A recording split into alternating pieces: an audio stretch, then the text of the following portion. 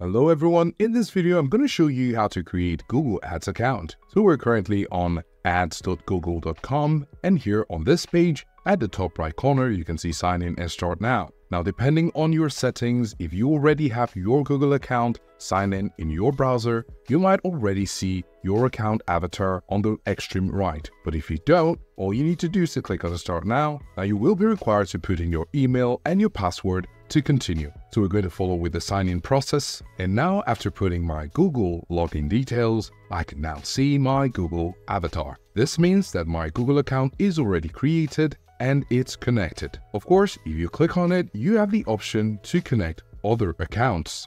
But since this is created, you can go ahead and click on start now to create your first campaign.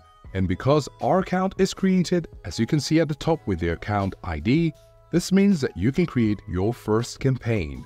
If you found this video useful, please show your support with a like.